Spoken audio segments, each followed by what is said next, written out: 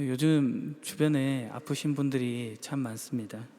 저도 약간 감기 기운이 있어가지고 이렇게 기침이 계속 나오는데요. 오늘 설교 중에 자주 그러더라도 양해해 주시기를 바랍니다. 저에게 감기는 약 먹으면 일주일이고 안 먹으면 7일인 그런 문제라서 별로 걱정하고 있지는 않은데, 더 큰 병으로 고생하고 있는 지인들의 소식을 듣게 되면 마음이 참 안 좋습니다. 병으로 인해 또 병문안으로 인해 병원을 방문하게 되면 어떤 이유에서건 병원을 다시는 오고 싶지 않다 하는 마음이 크게 듭니다. 직업적 사명감으로 병원에서 일하시는 분이야 어쩔 수 없겠지만 누가 병원을 자주 가고 싶겠습니까? 응급실 대기실에서 앉아서 긴급하게 실려오는 환자들을 보게 되면 많은 생각들이 들곤 합니다. 어쩌다가 저렇게 되셨을까? 빨리 회복돼야 될 텐데 살아났으면 좋겠다 하는 그런 소망들이 있습니다. 그러다 또 아프신 분들을 두고 이런 마음을 가져서 참 죄송하기도 한데, 지금 건강한 내 자신이 얼마나 또 감사한가? 막 그런, 해도 될지 안 될지도 모를 그런 생각까지도 하게 됩니다. 그러다가 생각이 조금 더 깊어지면 삶이란 뭔가, 죽음이란 뭘까? 전도자의 말과 같이 인생이란 참 허무한 것들 투성이구나 하는 그런 생각들로 갔다가, 또 그러니 지금 이 순간을 참 소중히 해야겠다 하는 생각으로까지 가곤 합니다. 생과 사, 살아있음과 죽음, 그 한 끗 차이 속에서 숙연해지는 것입니다. 마지막이라는 느낌이 좋은 마무리를 하고 싶다, 준비하고 싶다 하는 마음으로까지 갑니다. 오늘 본문은 여호수아서의 마무리 부분입니다. 모세가 죽은 후 이스라엘 민족을 이끌고 약속의 땅 가나안을 차지한 눈의 아들 여호수아, 그의 마지막 유언이 담겨 있는 그런 본문입니다. 23장 14절을 보면 보시오, 이제 나는 온 세상 사람들이 죽는 것처럼 죽을 때가 되었소 라는 말로 자신의 죽음이 임박했음을 말해주고 있습니다.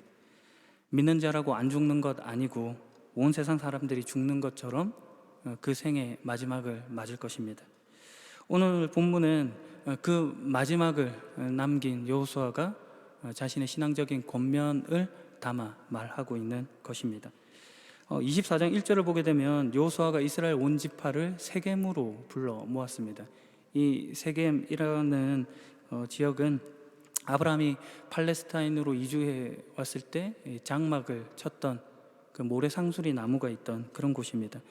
야곱이 장막을 친 곳이기도 합니다. 그 이스라엘에게 있어서는 매우 유서 깊은 그런 장소가 되는 것이죠. 여호수아서 8장을 보게 되면 이 세겜이라는 지역은 에발산과 그리심산 사이에 있는 곳입니다. 이스라엘 백성들이 요단강을 건너 약속의 땅으로 들어온 직후에 모세의 명령을 따라서 이 에발산에다가 제단을 쌓고 반은 에발산 앞에 그리고 반은 그리심산 앞에 세우고 축복과 저주, 하나님의 말씀을 전했던 그런 장소이기도 합니다. 그러니까 하나님의 말씀과 관련되어 있는 이 장소에서 이 여호수아는 그의 마지막 말로 하나님과 맺은 언약의 준수, 이것을 강조하고 있는 것입니다. 신앙인으로서 한 사람이 그 생의 마지막을 하나님 신앙을 고백하는 것으로 마무리하고 다음 세대에 그 사실을 전해주기를 소망했다는 것에서 우리가 교훈을 얻을 수 있다 하겠습니다. 오늘 본문은 그의 마지막 말 중에 절정이 되는 내용입니다. 다시 한번 읽어보겠습니다. 이제 여러분은 여호와의 말씀을 들었소. 여러분은 여호와를 존경하고 그분을 온 마음으로 섬겨야 하오. 여러분이 섬기던 거짓 신들을 버리시오. 여러분의 조상은 유프라테스강 저쪽과 이집트에서 거짓 신들을 섬겼소. 이제 여러분은 여호와를 섬겨야 하오. 그러나 여러분은 여호와를 섬기고 싶지 않을지도 모르오. 여러분은 오늘 스스로 선택하시오. 누구를 섬길 것인가를 결정하시오. 여러분은 여러분의 조상이 유프라테스강 저쪽에서 경배하던 신들을 섬길 수도 있고 이 땅에 살던 아모리 사람들의 신들을 섬길 수도 있어. 그러나 나와 내 후손은 여호와를 섬기겠소. 하나님께서 이스라엘의 조상 아브라함에게 하신 약속과 같이 많은 자손을 주셨습니다. 고달픈 이집트 그 종생활에서 자유자로 인도해 주셨습니다. 홍해를 건너게 하시고 요단강을 건너게 하시고 그리고 약속한 땅 가나안으로 들어오게 하셨습니다. 그 모든 사실들을 상기시킨 후에 자신은 끝까지 하나님을 섬기겠다, 그러니 너희들도 그렇게 되기를 원한다 하는 당부의 말을 하고 있는 것입니다. 여호수아 입장에서는 모세 다음에 자기였지만 이제 자기 다음에 후계자로 지도자를 세워두지 않은 상태에서 그들이 다른 길로 가지는 않을까 하는 염려와 걱정을 담아 결단을 촉구하고 있는 것입니다. 그러자 16절에 백성들이 대답을 합니다. 우리는 결코 여호와를 저버리지 않을 것입니다. 우리는 결코 다른 신을 섬기지 않을 것입니다. 결코 하지 않겠다라고 하는 이 강한 부정의 말을 반복함으로 우상을 섬기는 일이 절대로 일어나지 않을 것임을 확신합니다. 17절 이하에 그들이 이렇게 고백할 수 있었던 것은 조상들로부터 들었던 그 많은 이야기들과 그들이 지금 이곳까지 오는 여정 가운데 직접적으로 경험했던 그 사실들이 크게 와닿았기 때문입니다. 만약 우리도 우리의 마지막 순간에 우리 자녀에게 신앙 고백을 확인했을 때 그들이 이렇게 담대하게 말해준다면 너무나 다행스럽고 기쁘고 감사한 일일 것 같습니다. 장면으로 보면 너무나 아름답고 좋은 그런 광경인 것이죠. 그러나 오늘 제목은 마무리입니다. 그 마무리가 어떻게 되었는지 이어서 보겠습니다. 여호수아는 그들의 즉각적인 이 대답이 마뜩치 않았습니다. 그들이 답한 내용이 마음에 들지 않았다, 이런 뜻이 아니라 그들이 이 심각한 문제 앞에서 너무나 쉽게 대답하고 있는 것이 마음에 들지 않았던 것입니다. 19절에 가면 여호수아는 말합니다. 여러분은 여호와를 잘 섬긴다고 하나 그렇지 못할 수도 있을 것이요, 왜냐하면 여호와는 거룩한 하나님이시기 때문이요, 또 질투하는 하나님이시기 때문이요, 만약에 여러분이 여호와를 배반하고 죄를 짓는다면 여호와께서는 여러분을 용서하지 않으실 것이요. 너희들이 그렇게 대답을 했지만 이 문제가 결코 만만치 않은 문제임을 상기시키는 것입니다. 그러자 이스라엘 백성들이 답합니다. 21절에 아닙니다. 우리는 여호와를 섬길 것입니다. 단호하고 분명하게 들리죠. 하나님을 믿는다, 하나님을 섬긴다 하는 그 고백을, 그 다짐을 강하게 말하고 있는 겁니다. 그러나 23절에 여호수아는 다시금 말합니다. 이제는 여러분 가운데 있는 거짓 신들을 버리시오. 여러분의 마음을 이스라엘의 하나님 여호와께로 향하시오. 거듭하여 재차 확인하는 것입니다. 물가에 내어놓은 이 아이를 걱정하는 부모의 마음으로 주의를 주고 각인시키는 일을 하는 것입니다. 그러자 24절에 그때 백성들이 여호수아에게 대답했습니다. 우리는 우리 하나님 여호와를 섬기겠습니다. 우리는 하나님께 복종하겠습니다. 그날 여호수아는 백성들과 언약을 맺고 이 일을 율법책에 기록하고 그리고 큰 돌을 가져다가 여호와의 성소 근처에 있는 상수리 나무 아래에 세워 굳게 맹세를 했습니다. 지금 그 돌은 아직도 있습니다. 몇 번에 걸쳐 굳은 다짐을 하고 또 증거를 삼아 잊지 않게 한 것입니다. 제목이 마무리라고 했죠. 잘 했을까요? 바로 다음 장인 한 장 넘겨보시면 사사기에 가면 이렇게 쓰여 있습니다. 사사기 1장 1절 여호수아가 죽었습니다. 그 이스라엘은 아직 다 정복하지 못한 이 가나안 땅을 정복하는 전쟁을 준비합니다. 우리 중에 누가 먼저 가나안 사람들과 싸워야 합니까? 라고 하나님께 물어가며 이 전쟁을 진행했습니다. 그래서 하나님과 하나님의 말씀과 같이 땅을 차지하고 그들의 영토를 확장시켜 나갑니다. 그런데 땅보다도 더 중요한 문제가 있었습니다. 그것은 지금 여호수아와 그들 간에 맺었던 그 말, 하나님 앞에 순종하겠다, 하나님만을 섬기겠다 했던 그 맹세입니다. 그들이 하나님을 잘 섬겼을까요? 사사기 1장 19절을 보면 이렇게 기록됩니다. 여호와께서는 유다 사람들과 함께 하셨으므로 유다 사람들은 산지의 땅을 차지했습니다. 그러나 그들은 평지에 사는 백성을 쫓아내지는 못했습니다. 왜냐하면 그 백성은 철로 만든 전차를 가지고 있었기 때문입니다. 이것이 문제입니다. 왜 문제냐면 여호수아 1장 1절과 3절에 이렇게 쓰여 있기 때문입니다. 모세는 여호와의 종이었습니다. 눈의 아들 여호수아는 모세의 보좌관이었는데 모세가 죽은 후 여호와께서 여호수아에게 말씀하셨습니다. 내 종 모세는 죽었다. 이제 너는 모든 백성을 이끌고 요단강을 건너가 내가 너희에게 이스라엘 자손에게 주는 땅으로 가거라. 나는 이 땅을 너희에게 주기로 모세와 약속하였다. 나는 너희 발바닥이 닿는 곳마다 그곳을 너희에게 줄 것이다. 모세를 일으키신 하나님께서 여호수아를 일으키셔서 이제 그가 밟는 모든 땅을 차지하게 하실 것이라고 말씀하십니다. 그래서 여호수아가 여리고 성을 함락하는 그런 전쟁으로 나아가게 되는 것입니다.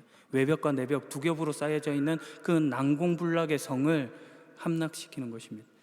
그 장면은 여러분들이 성경을 보셔서 아실 것입니다. 6일 동안 하루 한 바퀴씩 여리고성을 행군하며 돌다가 7일째 7바퀴를 돌고 제사장들이 나팔을 불면 백성들이 큰 소리로 외칠 때 그 성벽이 무너지는 그런 놀라운 일이 일어나는 거죠. 이것은 이 전쟁이 그들의 싸움이 아니라 하나님의 전쟁이고 하나님께서 그들의 군사요, 방패요, 그리고 산성이 되신 전차가 되시는 그런 분이시라는 것을 말해 주는 것입니다. 여호수아가 죽고도 그 일이 지금 이스라엘 백성 너희에게도 유효한 것임을 알려주고 있는 것입니다. 일부의 가나안 땅이 아니라 전부를 차지하게 하신 하나님의 뜻, 그 뜻이 있는 것이죠. 그런데 그들이 그 일을 하지 못합니다. 왜라고 쓰여져 있죠? 대적들이 철로 만든 전차를 가지고 있었기 때문이라고 말하고 있습니다. 그런데 정말 그럴까요? 우리는 우리 하나님 여호와를 섬기겠습니다. 우리는 하나님께 복종하겠습니다. 그 말씀을, 그 맹세를 철저히 이행하지 못했기 때문입니다. 그래서 사사기 1장 21절에 베냐민 백성들은 여부스 사람들을 예루살렘에서 쫓아내지 못했다고 기록합니다. 27절에 가면 므낫세 자손은 가나안 사람들을 쫓아내지 못했습니다. 그래서 가나안 사람들이 자기들 마음대로 살아가게 했다라고 기록하고 있습니다. 29절에 에브라임 자손도, 30절에 스불론 자손도, 31절에 아셀 자손도 다 마찬가지였습니다. 이 일에 대한 평가가 사사기 2장 1절과 2절에 나타나 있는데 이렇게 기록됩니다. 여호와의 천사가 길갈에서 복임으로 올라왔습니다. 그곳에서 여호와의 천사가 이스라엘 백성에게 말했습니다. 나는 너희를 이집트에서 이끌어내어 너희 조상에게 약속했던 땅으로 데리고 왔다. 나는 너희에게 너희와 맺은 언약을 절대로 깨뜨리지 않을 것이다. 그러니 너희도 이 땅에 살고 있는 사람들과 언약을 맺지 말며 그들의 제단을 무너뜨려라. 그러나 너희는 나의 말에 복종하지 않았다. 어찌하여 너희가 그와 같이 하였느냐? 힘이 없어서 그들을 쫓아내지 못한 것이 아닌 겁니다. 왜 못 쫓아냈냐? 너희가 쫓아내고 싶지 않았다. 그 말을 하고 있는 것입니다. 너희가 그들과 언약 맺는 것을 더 즐겼고 그들이 쌓은 제단을 더 사랑했다. 이런 경고를 하고 있는 것입니다. 신앙적인 문제를 지적받는 것이죠. 하나님의 뜻대로 사는 것보다도 세상의 방식, 세상의 가치를 더 소중하게 여겼던 것이 너희가 아니냐 하는 말씀입니다. 이 결국은 이스라엘의 역사를 통해 이렇게 나타납니다. 이스라엘은 역사를 보면 대략 90% 이상이 남의 나라의 종노릇하는 인생을 살게 됩니다. 사사기 이후에 그런 장면을 보아도 미디안, 블레셋, 암몬, 아말렉, 모압, 아시리아, 바빌로니아, 로마 등 여러 나라들로부터 압제를 받습니다. 그리고 세계 각처로 막 흩어져서 2000년이 넘는 2000년 그 정도 되는 시간을 유리방랑하는, 떠돌아다니는 그런 생활을 하게 되는 것이죠. 우리는 오직 하나님만을 섬기겠습니다 라고 하는 그 일에 실패했기 때문입니다. 우리라고 다릅니까? 얼마나 우리의 고백과 우리의 생각, 우리의 태도가 다릅니까? 그것이 여러분들은 일치하고 있습니까? 왜 맞고만 있어? 너도 한 대 쥐어박아 주지. 너 그렇게 해서 뭐 될래? 무조건 이겨. 무조건. 야, 돈보다 좋은 건 없어. 부자가 되라고. 재물을 쌓아. 야, 손해보지 마. 네 건 악착같이 챙기라고 조금 과격하게 말했지만 그렇게 말만 하지 않았지 다음 세대들에게 이런 생각들을 가르치고 있는 것은 아닙니까? 김나지움을 못 가고 대학을 못 가는 것은 걱정하지만 정작 하나님의 신앙을 고백하지 못하고 그리고 또 우리 공적인 예배로서 이 주일 예배를 참석하지 못하는 것에서는 얼마나 관대함을 보이고 있는 것은 또 아닙니까? 간단한 수학 문제를 못 풀고 영어 단어 못 외우고 당장 세미나에서 점수 못 받는 것은 그렇게 크게 생각하면서도 하나님의 말씀을 가까이 하고 기도를 하고 찬양을 하는 일에는 그만큼 무게감을 가지고 긴장하고 있느냐, 그 말씀을 드리는 것입니다. 적당히 타협하면서 안심하고 있더라, 철저하지 못하더라, 그 말씀을 지금 하고 있는 겁니다. 아마도 여호수아가 지금 우리에게 와서 나와 내 후손은 오직 하나님만을 섬기겠다라고 말한다면 우리도 역시 저희도 다른 이방신들은 섬기지 않겠습니다, 오직 하나님만을 섬기겠습니다, 하나님께만 복종하겠습니다 라고 너무나 확신에 차 쉽게 말해버리고 말 것은 아니냐, 이 말입니다. 그러나 결코 만만치 않은 문제다, 이 말씀을 드리는 겁니다. 출애굽한 이스라엘 백성에게 가나안은 젖과 꿀이 흐르는 땅이었습니다. 우리 신앙에서 이 말이 가지는 상징적 의미는 예수를 믿는 자가 얻게 되는 삶의 자리가 이곳이라는 것입니다. 노예에서 자유자가 되어 마주하는 현실. 그런데 그 젖과 꿀이 흐르는 땅의 모습을 보십시오. 가나안은 그 처음부터 끝까지가 전쟁의 연속입니다. 가나안에 들어오면 모든 것을 풍족히 누리고 아무런 고민이 없을 것 같지만 전혀 그렇지 않은 것입니다. 전쟁이 있는 곳입니다. 예수님을 통해 우리는 이미 가나안에 들어와 있습니다. 그러나 동시에 우리는 몸을 가지게 원래 그곳에 텃세를 부리고 싶던 욕망, 그 정욕을 몰아내는 싸움을 싸울 수밖에 없는 것입니다. 새롭게 된 존재의 당연한 모습이 이것이라는 겁니다. 갈등이 있다는 것이죠. 갈등이 없는 삶이 아니라 마주한 갈등 속에서 참된 평안이 무엇인지를 배워가는 것입니다. 요한복음 16장 33절에 이것을 너희에게 이름은 너희로 내 안에서 평안을 누리게 하려 함이라. 세상에서는 너희가 환난을 당하나 담대하라.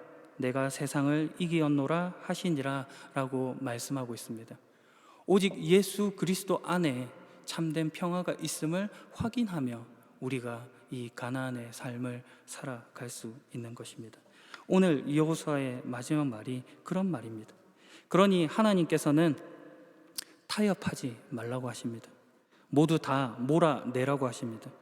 또 그것이 가능하다고도 약속해 주셨습니다. 여리고성을 무너뜨렸던 것과 같이 하나님께서 우리의 구원의 투구가 되시며 방패가 되시며 칼이 되시기 때문입니다. 그래서 이스라엘 백성들은 가나안을 다 점령하기도 전에 지도를 펼쳐놓고 이 땅은 어느 지파가 가질지를 서로 의논했던 그 장면이 성경 속에 기록되어 있습니다. 이미 허락된 땅이기 때문에 그들이 그런 일을 할 수 있었던 것입니다. 거기서 더 철저해야 했던 것입니다. 우리가 이제 그곳에 서 있습니다. 갈등 속에서 하나님을 선택할 수 있는 기회를 가지게 된 것입니다. 예수 그리스도로 말미암아 하나님 나라에 들어와 있으며 그 속에서 완성으로 나아가고 있는 것입니다. 마지막 날에 좋은 마무리를 볼 수 있는 존재로 부름을 받은 것입니다. 예수님께서 다 이루셨습니다. 마지막 이야기로 설교를 마무리할까 합니다. 저희 집의 둘째 아들이 집에 있는 책장에서 책 2권을 가져왔습니다. 하나는 참개구리이고 다른 하나는 청개구리 이야기였습니다. 청개구리니까 당연히 제가 청개구리 이야기를 아냐고 물어보고 그 이야기를 들려줬습니다. 아주 큰 연못에 아들 청개구리와 엄마 개구리가 살고 있었다. 아들 청개구리는 엄마의 말을 전혀 듣지 않고 엄마가 하라는 것을 반대로 하기 시작했다. 말썽만 일으키는 개구장이었던 거죠. 어머니는 그런 아들이 항상 걱정이 되어서 많이 가르칩니다. 언덕에서 놀아라 그렇게 이야기하면 이 아이는 계속해서 반대로 하죠. 강가에서 놀고, 또 개굴개굴 그렇게 울어야 된다 이렇게 가르쳐주면 희죽희죽대면서 굴개굴개 울고 막 그런 행동을 하는 겁니다. 어머니가 속이 많이 탔겠죠. 그러다가 이제 하루는 그 아들 청개구리를 불러놓고 자기의 마지막 유언의 말을 남기는 것입니다. 내가 죽을 날이 얼마 남지 않았어. 나를 산에다가 묻지 말고 강가에다가 묻어주지 않을래? 그리고 나서 얼마 지나지 않아서 그 엄마 개구리가 죽게 됩니다. 이 아들 청개구리가 너무나 큰 충격에 빠져서 엉엉엉엉 울게 되죠. 그리고 지금까지 자신의 생각, 행동들을 후회하고 어머니의 말씀을 따르기로 합니다. 그래서 강가에 묻습니다. 엄마는 반대로 할 것이라고 생각했는데 정말 그렇게 한 것이죠. 몇 날 며칠이 지나고 큰 비와 바람이 내렸습니다. 그래서 강가에 물들이 막 넘쳐나죠.